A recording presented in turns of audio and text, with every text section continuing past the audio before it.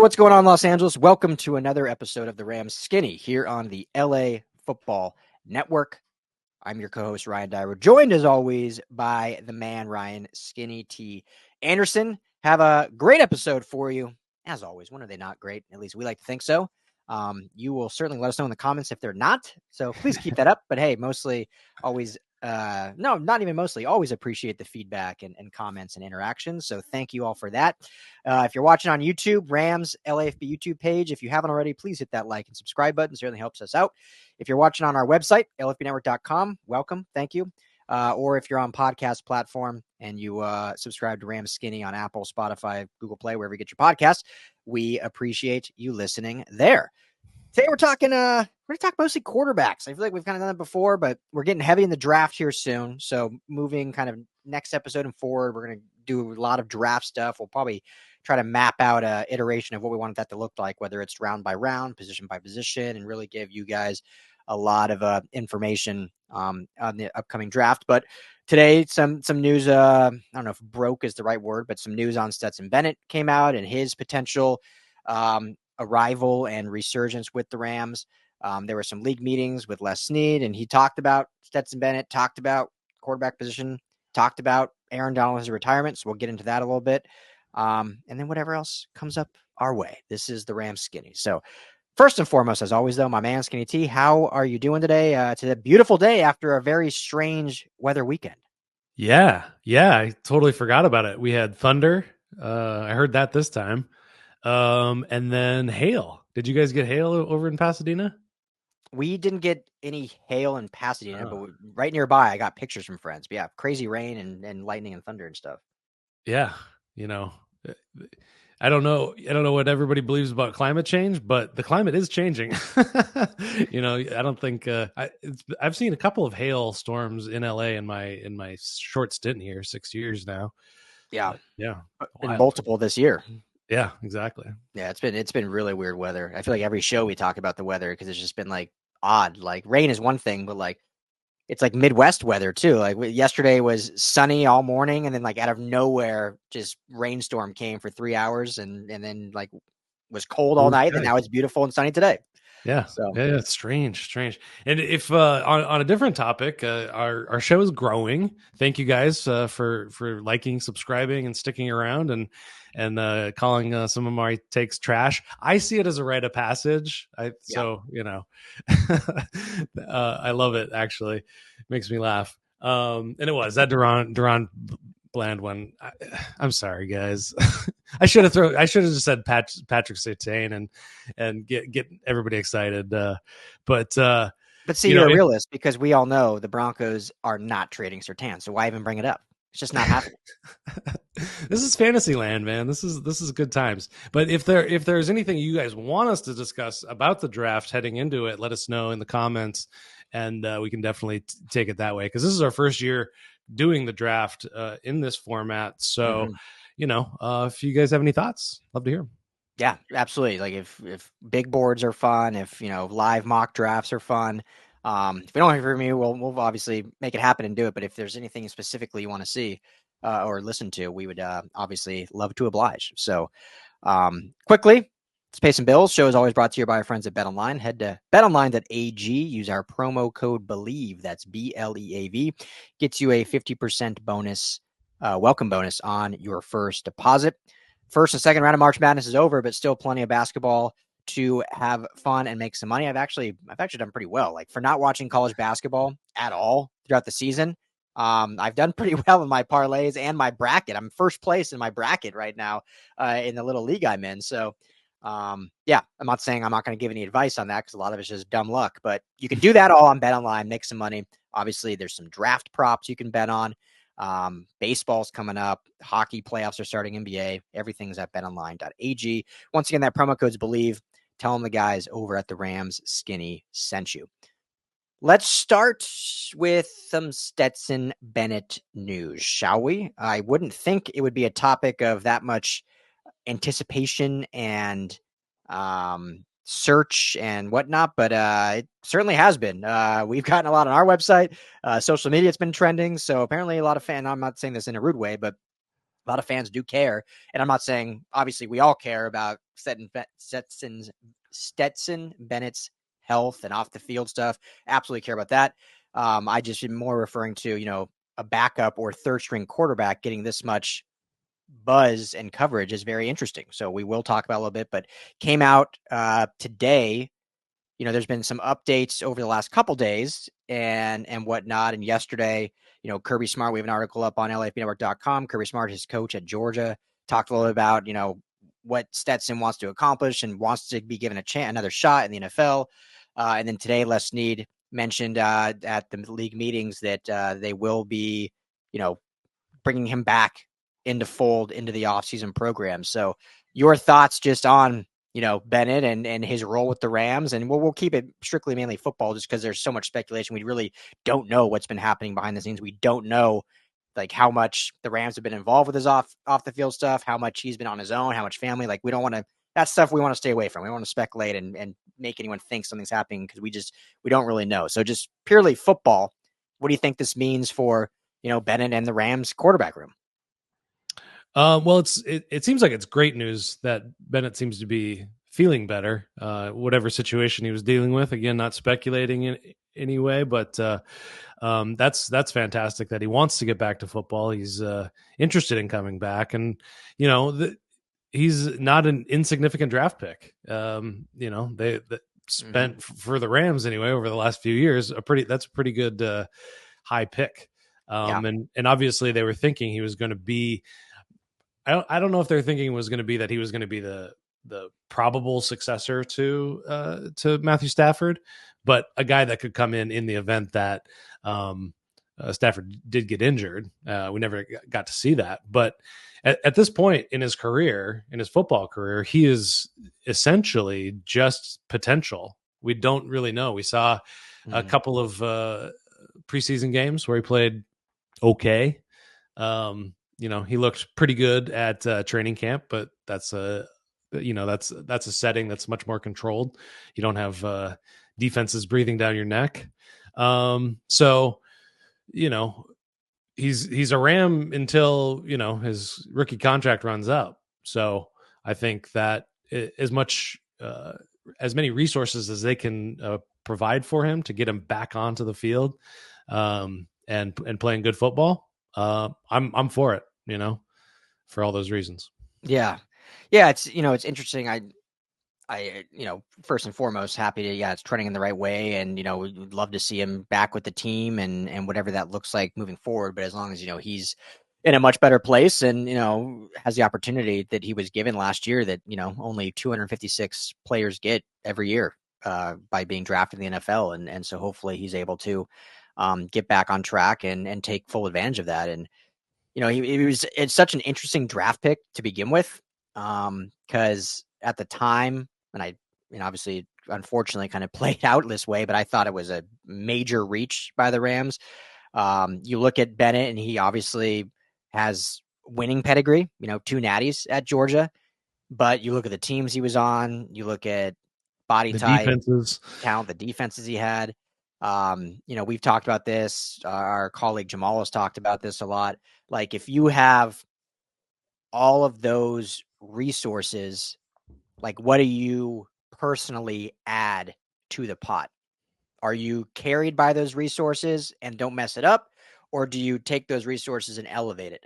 And Stetson Bennett was never going to be a high-end pick. His story is pretty great. How he beat out players at Georgia and his will to win and all that is unquestioned. But when you look at someone, for example, like a Joe Burrow, who ends up becoming the first overall pick, those LSU teams were unbelievable. Some of the best LSU teams, some of the best college football teams of all time. But Joe Burrow elevated those teams. They go 15-0. He has one of the best college football seasons for a quarterback ever. His statistics are off the charts. Like, elevate all these guys. Stetson Bennett probably got carried by those Georgia teams and didn't mess it up, but didn't really add a lot. So that's how high the Rams took him over some of the other quarterbacks on the board. I'm trying to think back off the top of my head without it in front of me, but you think of like a Dorian Thompson-Robinson that went in the 5th. There's other guys that the Rams passed on because they truly believed in Bennett. And Les Snead even said during the draft last year that was the guy they wanted all along. And whether that means that's the guy they wanted all along to take over for Stafford, or just in that draft class to be a backup, that's what Les Snead knows and what we will probably never truly know. Yeah. Go ahead, jump in.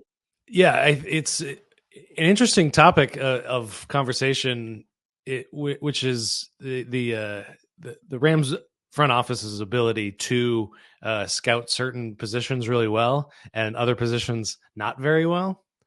And they don't have a lot of experience drafting quarterbacks, right? Yeah. Yeah. And it's kind of interesting in that kind of Shanahan and McVay tree.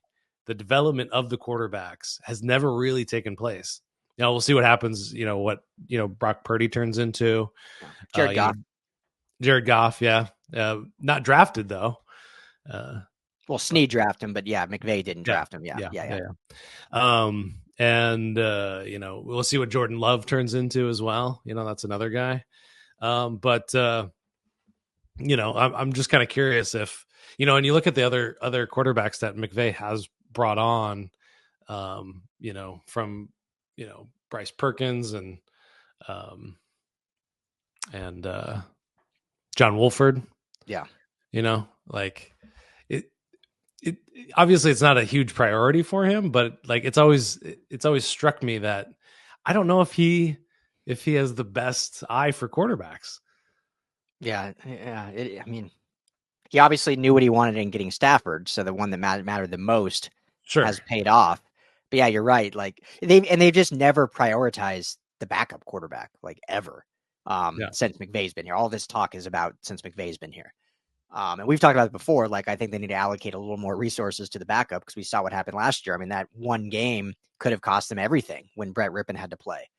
I'm sure they thought going into the year that Bennett was going to be their backup, and they feel good about it. But still, that's a rookie backup that you really don't know what's going to happen. You can think but you really don't know. So, yeah, it's such an interesting, process and how they develop these guys and how much resources go into it and whatnot. What do you think it means? And again, this is him saying he's planning to be reconfirmed with the team. Nothing's even happened yet. He's not even back with the Rams technically yet. So now we're kind of getting into more of the speculation stuff, football related. They signed Jimmy Garoppolo to a 1-year deal, which we'll talk about a little bit more, him versus Wentz in a minute. Some other comments from Snead, but we'll get to that in a second. What do you think this means for, let's assume Bennett gets back with the team. Off the field stuff is good. Training camp time, he's on the roster. He's good to go. Does it feel again, he'll be 27, basically a rookie? Does it feel cool, they have Garoppolo for a year and they hope to hand Bennett the reins next year to be the backup and then go from there?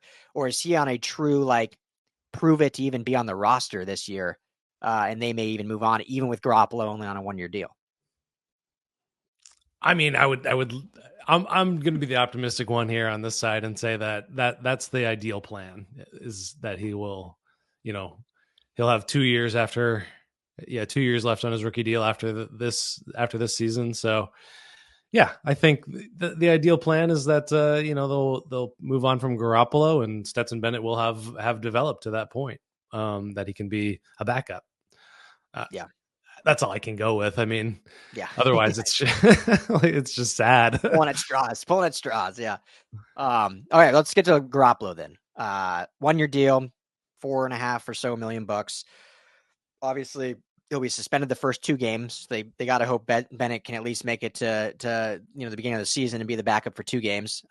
That's another story. If you're worrying about your backup in week 1 and 2, you got bigger problems. So regardless, they should be okay. But Garoppolo for the year, a lot of whether fans like it or not, a lot of talk and chatter about why Garoppolo over Wentz.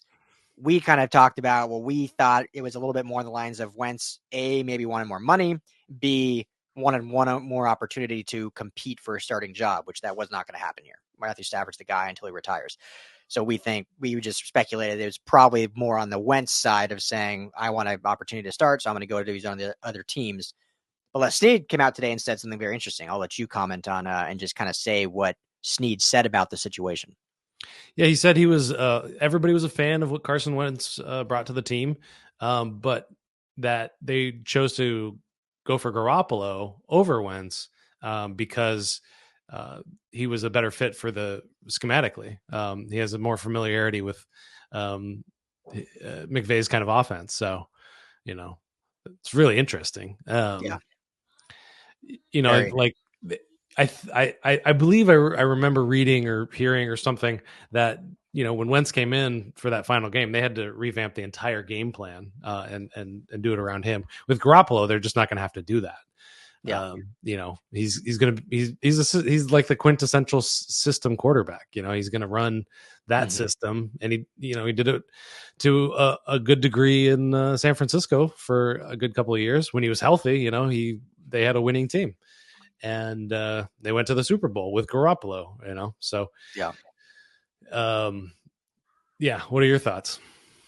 Yeah. When I first heard it, I was like, well, that's odd because Wentz was like on the actual team last year. It wasn't just like a free agent. Like he was on the team, and they're going with the guy that, runs the Shanahan system, which is obviously they're born from the same models and they coach together, McVay and Shanahan. But it at first I was just like, well, that doesn't make any sense. Like Wentz was with you. But then the more you think about it, it's like, it was a very short time. Like you mentioned, they rebuilt the offense for that game against San Francisco in week 18, for Wentz to run. Just because he is a different style quarterback, which we knew he was. Like he's very different style than what even Matthew Stafford is and kind of what the system is. I think he can be a good quarterback in the system personally. Like that's why I wanted them to be able to re-sign him, just because his ceiling, I think, can do this system well. But for someone that's purely going to be a backup that needs to just come in and spot start if Stafford, God forbid, gets injured, it does make sense when you think about it. Like, okay, Garoppolo's ran this similar system with success. It should be a pretty simple, other than maybe some verbiage changes that McVay has. It's pretty, pretty cut and dry what he'll do. So yeah, after thinking about it more, I was like, okay, I guess I do get it. And they get him for probably $4 million. And I'm guessing Wentz wanted 5, 6, 7, 8 plus. So the money was right too. Yeah, I definitely think there was a money factor for Wentz as well. Although he's not on a roster yet. So, I mean, there's still quarterback needy teams out there. So maybe he's going to, fall to somebody after the draft once that whole carousel gets taken care of. I think, he's the next in the line of the Rams rehabilitation quarterback facility that they're now running, where Baker Mayfield gets himself a starting job. We'll see what happens with Wentz, and he had such a terrible year. I mean, he got injured again, which doesn't look good. But look, I mean that Raiders offense looked like trash last year with Devontae Adams. Yeah, it was bad, and coaching was obviously an issue. But he needs a fresh start, which he may not get any viable playing time if all things go as they hopefully will go for the Rams. But at least couple preseason games. Yeah, exactly. I mean, he'll have all of them. Stafford won't play, so he'll get him and Bennett will get all the preseason games. So that'll be good. Don't forget about dress or win, man. Dress or win. Well, let's end our quarterback talk with this, and we'll get into a few other comments. You wrote an article today on LAFBnetwork.com. Rams pick 52 in the second round. Again, this is not like reporting. This is more just like insiders talking and whatnot. Rumors, but some rumors and some chatter. And we've talked. This is nothing new. We've talked about this on this show. But the idea of a Rams drafting a quarterback at some point, whether it's 19, whether it's 52, whatever it may be, you look at this quarterback class. It's obviously the top quarterback is great, but then it's still a pretty strong quarterback class. Matthew Stafford's going to be 37 every year. There's speculation on his injury on this right now, as it stands, one of the top 10 quarterbacks in the game, but it's not, and I'm not saying this is what I would do, but it's not outside the realm of thinking that the Rams will take a quarterback fairly early, especially with everything we talked about with Stetson Bennett. If they don't feel like he's really even a chance of the future, he's a backup at best. Jimmy Garoppolo is only on a 1-year deal. Fans should get used to that. This might be a thought. I'm not saying we're rooting for this to happen, because I feel very strongly about that, at least in the first round. But talk about the article you wrote and just kind of what that rumor more was, then we can kind of break it down. Yeah, basically, ESPN's Field Yates is saying the buzz that he's hearing is that second round is where the Rams are going to be looking for a quarterback. Now, the reality of that gets a little bit fuzzy when you start to think about the top four spots might go quarterback. Yeah. And that's the top four guys off the board, obviously. Then you got, the next tier is two guys, Bo Nix and Michael Penix. Yeah. And if by my conservative calculations, if you can even call it that, there's eight teams that are potentially in the quarterback market in the draft. So if they go fast, I mean, other teams might get desperate and pull the trigger on one of those guys, maybe in the first round. Yeah. So by the time you get to 52, you're gonna have to then go to the next tier, which that tier is like third round, fourth round, and to me that's Spencer Rattler and the Tulane kid whose name I can't remember. Yeah. And that's going to be seen as a huge reach, but as we know, the Rams don't care what we think about if it's a reach or whatnot. If they like a guy, they might get it, which brings the question back is 19 a defensive player, or could they pull the trigger on a Bo Nix at 19? Yeah, I know it feels like such a wasted pick to me. I would not be happy with it, but when you look at the calamity of what could happen and how quickly it could happen, if the Rams go into this draft thinking, okay, we like these 6 quarterbacks, the top 6, we know we're not getting the top, 3, maybe now not the top 4, because they might go 1 through 4. When you look at Caleb Williams, Drake May, Jaden Daniels, and JJ McCarthy might all go in the first 4 picks. So like you mentioned, that leaves those Michael Penix and Bo Nix, and I don't think they're worth 19, but let's say Denver doesn't trade up. They're at 12 and they say, okay, we're going to take Bo Nix. The Raiders are at 13. Let's say the Raiders didn't trade up. They go Michael Penix or something. Or they don't, but then Michael Penix is the only one left until that next tier. And then it's like, do you reach in the second round? So I don't want it to happen, but that's how these things could go down if the Rams think we need to get a quarterback in this draft to prep for the future, because we don't want to have Matthew Stafford retire and then we are rolling with re-signing Jimmy Garoppolo as our starter or something. I mean, maybe fans would rather have that than taking a quarterback at 19. I don't know. But that's just a thought process they could be having of how do we prepare? But the counterpoint of that is if we're in this 3-year Super Bowl window, give or take.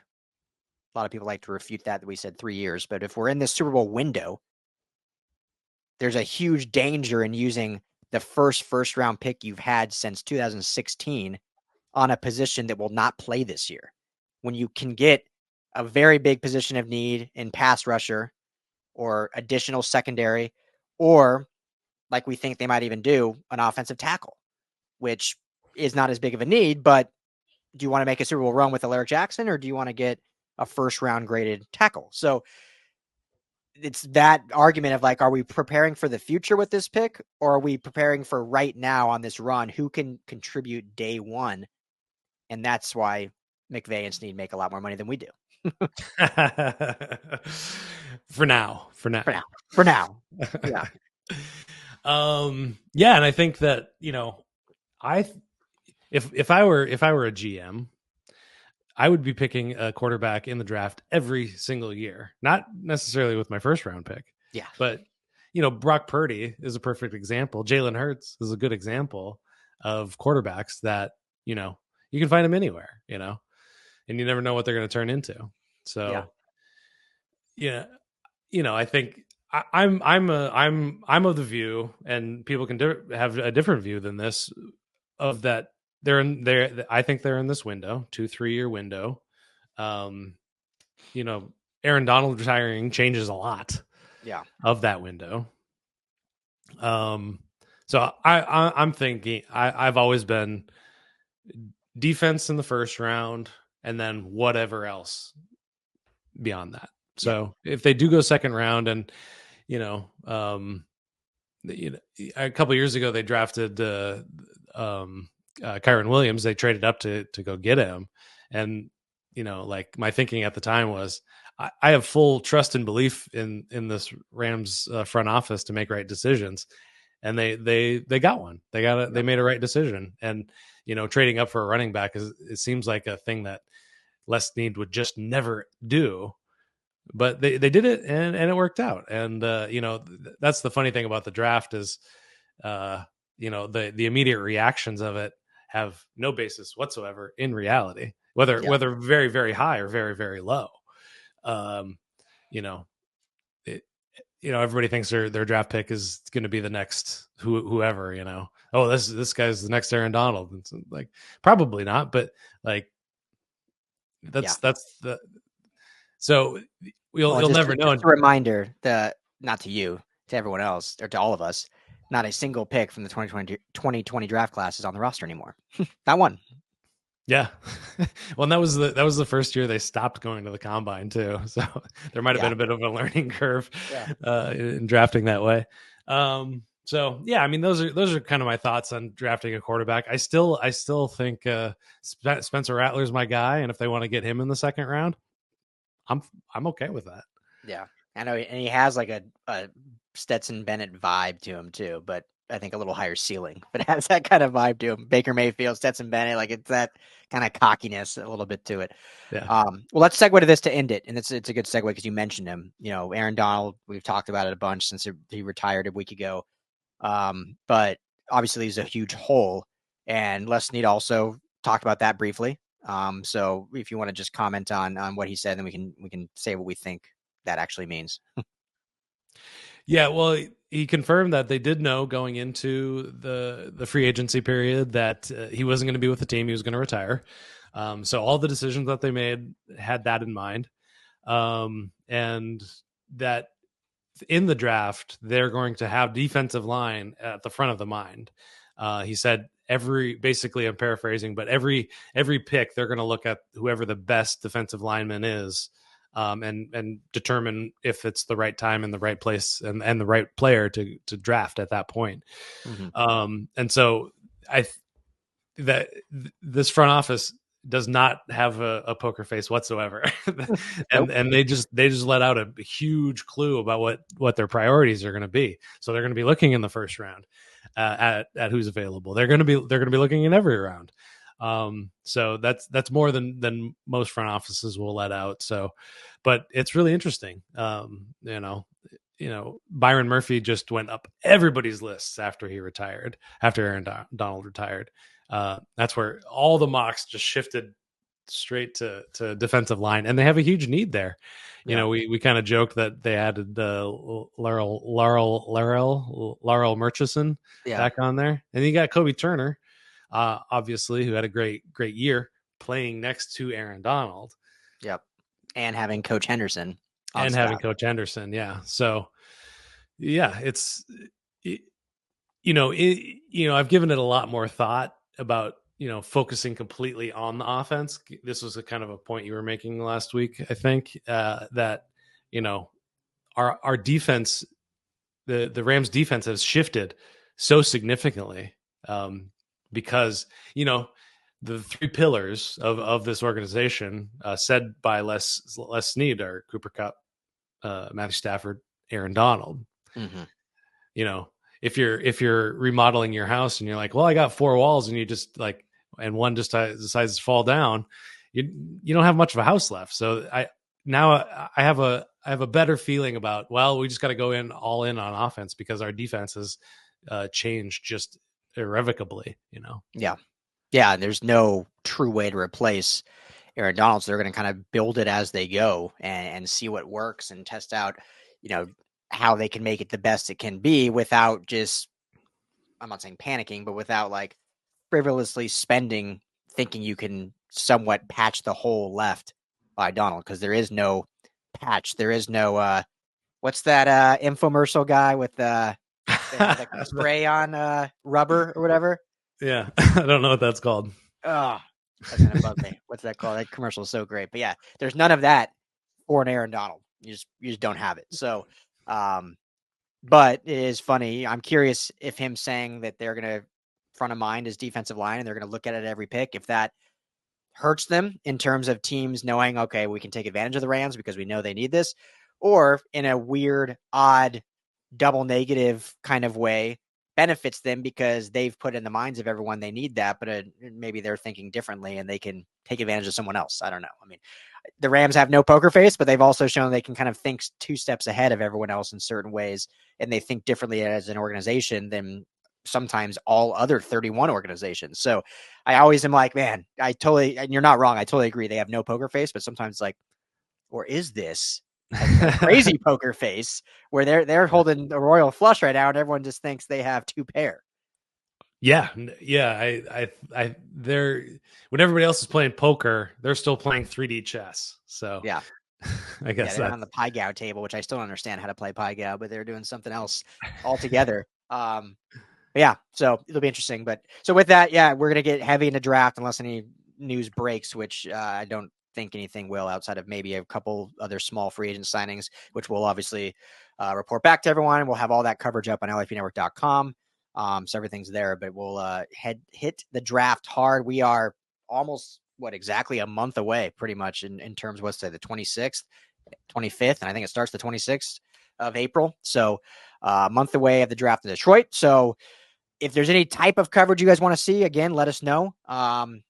But we will definitely have a plan over the next month of how to give you the best draft coverage for this Rams team. It's going to be a lot of fun at the moment having a first round pick to talk about. We've already talked about it a bunch already, even today.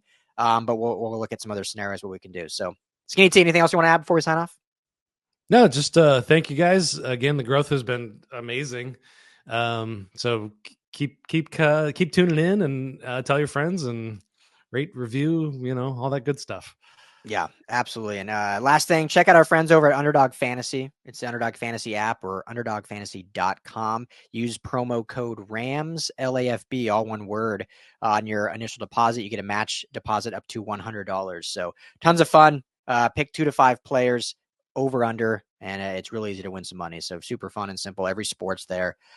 Underdog Fantasy, Rams LAFB is the promo code. If you haven't already, Rams LAFB YouTube, hit that like and subscribe. We certainly appreciate it. LAFBnetwork.com is the website. At RL Anderson LAFB is Skinny T. At Ryan Dyrud LAFB or at LAFB Network is the main account. Thank you all. We appreciate you. Everyone enjoy the rest of your week. We'll be back in just a couple days with a lot more draft talk here on the Rams Skinny.